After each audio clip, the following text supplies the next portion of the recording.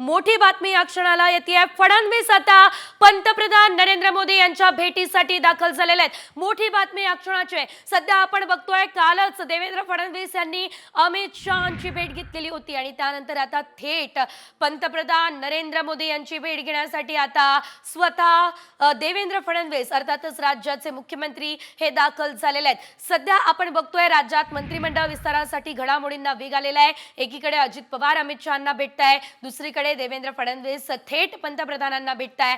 त्यामुळे राज्यात आता कुणाला कोणतं खातं दिलं जातं, कशा प्रकारे मंत्रिमंडळाचा विस्तार होतो हे बघणं अतिशय महत्त्वाचं असेल। अधिकचे अपडेट आमचे प्रतिनिधी प्रमोद जगताप देत आहेत। प्रमोद, घडामोडींना वेग आलेला आहे। एकीकडे अजितदादा अमित शहांना भेटताय, तर दुसरीकडे फडणवीस थेट मोदींची भेट घेताय। सविस्तर अपडेट या संदर्भात।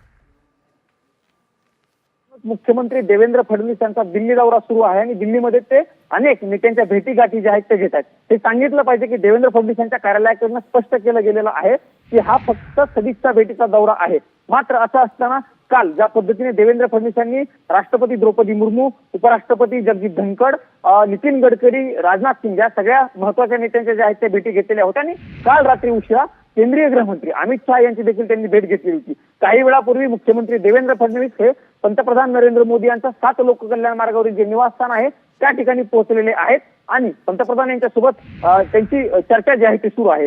ही सदिच्छा भेट आहे असं जरी सांगितलं जात असेल तरी राज्यामध्ये सरकार आल्याच्या नंतर भारतीय जनता पार्टीचे किती मंत्री शपथ घेतात हे देखील बघावं लागणार आहे। त्या अनुषंगानं राजकीय चर्चा देखील या भेटीमध्ये होऊ शकते। ज्या पद्धतीनं महाराष्ट्रामध्ये महायुती आणि भारतीय जनता पार्टीला यश मिळालेलं होतं त्या सगळ्या अनुषंगानं पंतप्रधान यांच्याकडनं देवेंद्र फडणवीस यांचं अभिनंदन देखील या भेटीमध्ये केलं जाण्याची शक्यता आहे।